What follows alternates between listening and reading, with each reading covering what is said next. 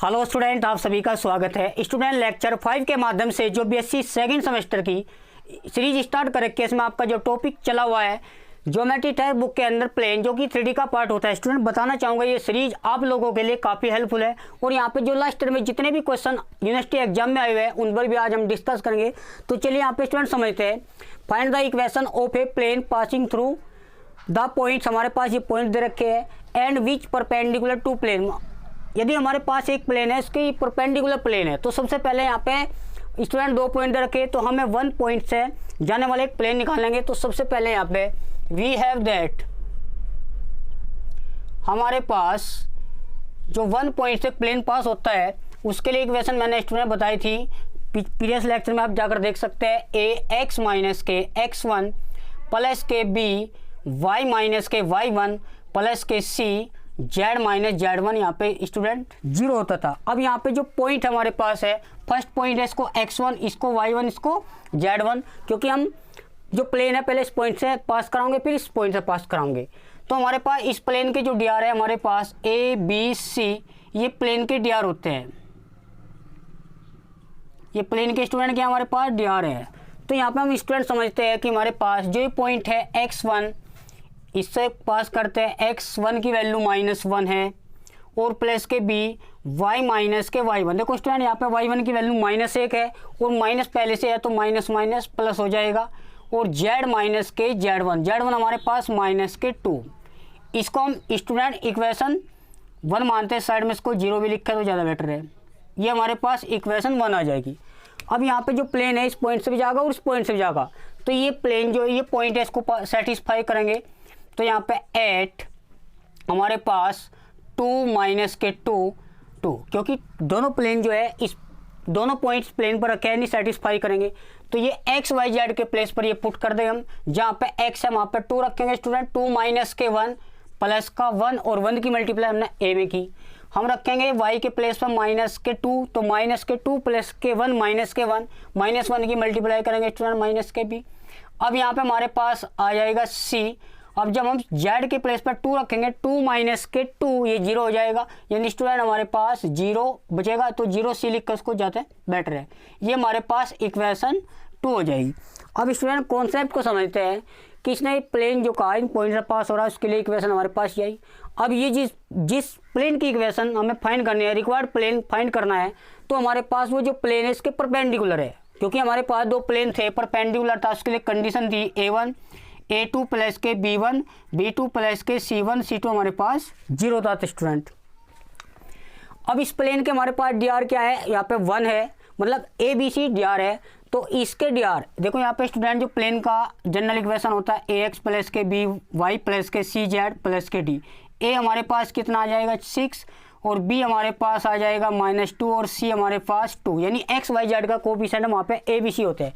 इसको आप A2 मान लो, इसको आप B2, इसको C2। और ये जो DR थे वहाँ पे यदि हम उनको A1 B1 और C1 माने तो दोनों के DR है, उसके प्लेन के जो DR है ABC मान लीजिए या फिर A1 B1 C1 मान लीजिए, तो डज नॉट मैटर।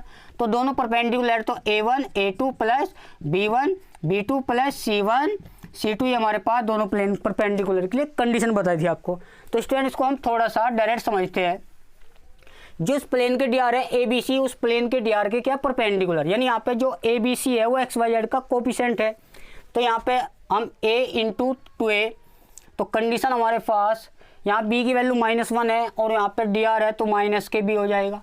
वो कंडीशन वो लगा रहे ना, A1 A2 प्लस के B1 B2 प्लस के C1 C2 हमारे पास 0 हो जाएगा स्टूडेंट।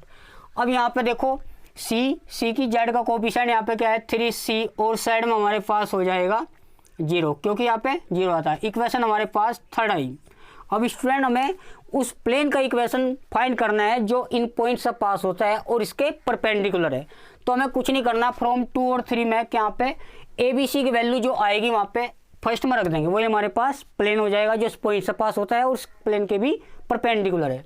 तो स्टूडेंट हम इसको सोल्व करेंगे फ्रॉम फर्स्ट एंड सेकंड। जब भी हमारे पास 2 इक्वेशन है और 3 वेरिएबल है, तो स्टूडेंट इस टाइप के क्वेश्चन को आप यहाँ पे A रखो, फिर यहाँ पे माइनस के B रखो, यहाँ पे C। जैसे आप 10th स्टैंडर्ड में क्रॉस मल्टीप्लिकेशन मेथड निकालते थे ना, तो वहाँ पे इस टाइप का ये मेथड है कि यहाँ पे समझते हैं स्टूडेंट, इसका जो कोफिशिएंट है 1 है। जब भी आप देखो यहाँ पे जिसकी वैल्यू निकालनी है ए बी सी, अगर एक्स वाई जेड में होती है हमारे पास इक्वेशन तो एक्स वाई जेड लिखते और यहाँ पे माइनस लिखते हैं स्टूडेंट। जब भी ए के नीचे की वैल्यू निकालेंगे तो बच्चों यहाँ पे समझना, ए को छुपा लीजिए। जब ए को छुपाओगे यहाँ 3 की मल्टीप्लाई इसमें करो तो 3 की माइनस हो जाएगा हमारे पास, एक बीच में माइनस होता है स्टूडेंट यहाँ पे समझना। तो माइनस के 0 की मल्टीप्लाई करेंगे तो -0 यानी यहाँ पे 0 ही बचेगा। अब यहाँ पे बी की बात करेंगे, जब बी के नीचे की वैल्यू निकाल तो बी को छुपाते हैं, यानी ए बी सी के कोफिशिएंट ही लेने में, तो बी को छुपाते हैं। तो यहाँ पे 3 × 1 देखो, जिसका कोफिशिएंट कुछ नहीं होता 1 है, तो 3 1 या 3 और एक माइनस आता है स्टूडेंट, ध्यान से समझना। जब हम बी के नीचे की वैल्यू निकालते हैं तो बी को छुपाते हैं, तो 3 माइनस एक माइनस फॉर्मूले में आता है। फिर यहाँ पे 2 की 0 में करेंगे तो 0 हो जाएगा। अब सी के नीचे की वैल्यू निकालते हैं स्टूडेंट, तो सी को छुपाना होगा, तो माइनस के बी यानी बी का कोफिशिएंट माइनस का 1 की मल्टीप्लाई करेंगे तो -1, एक बीच में माइनस आता है, तो 2 की माइनस बी का कोफिशिएंट -1 है तो माइनस के 2, एक माइनस बीच में आता है स्टूडेंट, तो यहाँ पे 2 आ जाएगा। स्टूडेंट ध्यान से समझना, जब भी हम ए के नीचे की वैल्यू निकालते हैं, ए को छुपाते हैं, तो यहाँ पे 3 माइनस के 3 एक -4, जब भी ऐसे मल्टीप्लाई करते फिर वैसे माइनस आता है, फिर माइनस के करेंगे तो 0 हो जाएगा। बी को छुपाओ, अब यहाँ पे 3 माइनस के 2 × 0, फिर यहाँ पे सी को छुपाओ तो यहाँ पे -1 तो +2।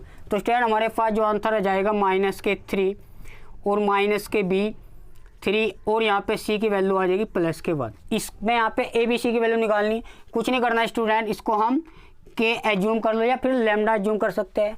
तो ये इसके इक्वल है, तो ए की वैल्यू हमारे पास कितनी आएगी 3k और बी हमारे पास 3k, और चूंकि ये माइनस लग रहा तो बी आगे आ जाएगा माइनस, तो सी इक्वल है k। ये वैल्यू उठा के पुट इन 2 में रखेंगे स्टूडेंट, हमारे पास ये रिक्वायर्ड प्लेन आ जाएगा। तो हमारे पास जहाँ पे भी a है वहाँ पे रखेंगे -k 3k और यहाँ पे x के x1 यानी यहाँ पे 1 ही रखेंगे स्टूडेंट। तो हमारे पास जो b है, b की जो वैल्यू है -k 3k और यहाँ पे y +k 1 और c हमारे पास है k और यहाँ पे z के 2, ये हमारे पास आंसर आया। स्टूडेंट k से डिवाइड करते हैं, जब k से डिवाइड करते हैं स्टूडेंट हमारे पास जो बचेगी टर्म, इसको लिख सकते हैं। k से डिवाइड करते हैं तो 3 की मल्टीप्लाई करेंगे, -k 3x +k 3, k से तो डिवाइड करके यहाँ से हट जाएगा, तो -k 3y और 3 की मल्टीप्लिकेशन में जाएगी तो -k 3, तो प्लस क्योंकि k से डिवाइड करके 1 हो जाएगा, तो z के 2 इक्वल यहाँ पे हमारे पास। अब स्टूडेंट यहाँ पे -k 3x -k 3y और z हमारे पास बचेगा, -3 से 3 कैंसिल हो जाएगा, ये हमारे पास -k 2। जो माइनस से डिवाइड करना चाहो कर सकते हो स्टूडेंट, एक्स वाई जेड का कोफिशिएंट यहाँ पे चेंज हो जाएगा।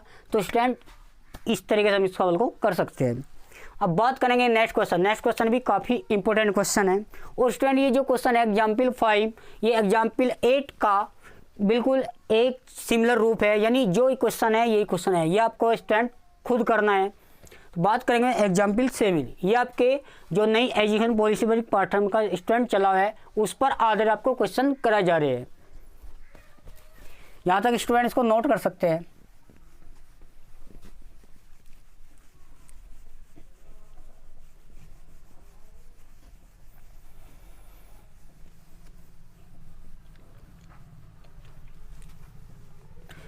अब स्टूडेंट बात करेंगे जब आपको 2 प्लेन दे रखे हैं उनके बीच का डिस्टेंस कैसे निकालते हैं। तो यहाँ पे समझते हैं स्टूडेंट कि हमारे पास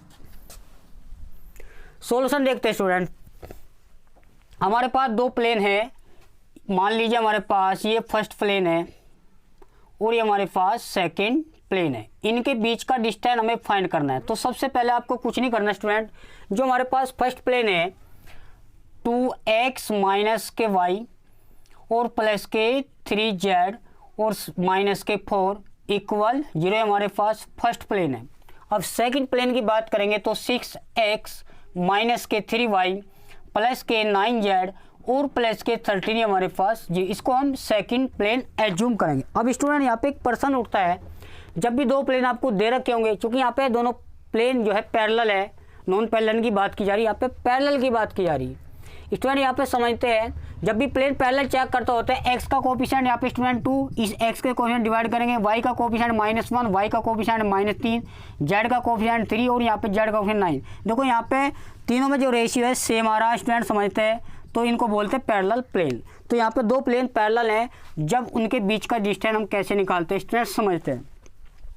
सबसे पहले कुछ नहीं करना, आपको दो प्लेन का जब भी डिस्टेंस निकालता है तो फर्स्ट जो प्लेन है उस पर एक पॉइंट लाई करता है x1 y1 z1, यानी let p any point on plane 1, यानी प्लेन 1 पर एक पॉइंट हमने जूम कर लेना x1 y1 z1।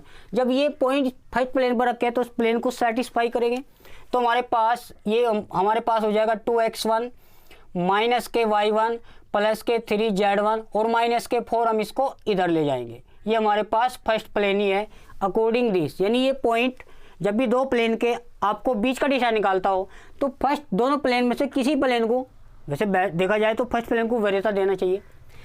First plane के पॉइंट है तो इस ये पॉइंट प्लेन को सेटिस्फाई करेंगे।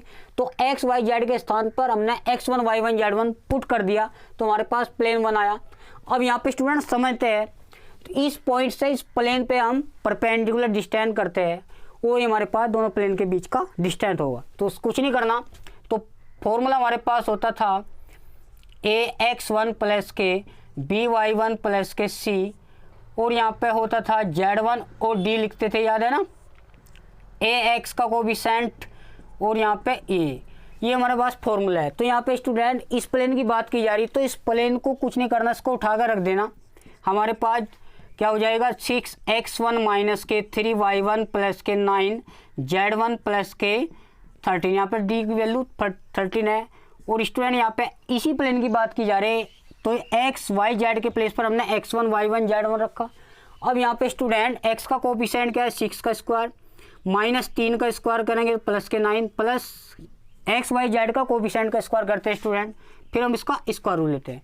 अब स्टूडेंट यहाँ पे समझते हैं, हम ऊपर से 3 कॉमन लेते हैं। अब 3 कॉमन क्यों लिया, क्योंकि यहाँ पे 3 कॉमन है, तो 3 2 जा 6 और 3 बाहर आ जाएगा तो 1 y1 बचेगा, 3 3 जा 9 हो जाएगा यहाँ पे प्लस के 13। अब नीचे स्टूडेंट समझते हैं, हमारे पास ये 36 हो जाएगा, ये 9 हो जाएगा, ये 81 हो जाएगा। यहाँ पे स्टूडेंट ये जो वैल्यू है यहाँ पे मैच कर रही, तो फ्रॉम फर्स्ट से हम इसकी वैल्यू रख देंगे, इसके प्लेस पर हम 4 रखेंगे, तो हमारे पास जो डिस्टेंस आ जाएगी दो प्लेन की, तो 3 × 4 प्लस के 13 डिवाइड में स्टूडेंट्स को ऐड करेंगे, यहाँ पे हो जाएगा हमारे पास 90 में और 36 ऐड करेंगे, हमारे पास 126 हो जाएगा। क्योंकि इसका स्क्वायर रूट बाहर नहीं ले सकते, तो इसे थोड़ा सा को सिंप्लीफाई करते हैं, तो P जो हमारे पास हो जाएगा 4 3 12 13 यानी 25 आ जाएगा, और नीचे 126 हो जाएगा। स्टूडेंट इस तरीके से हम इसको निकालते हैं।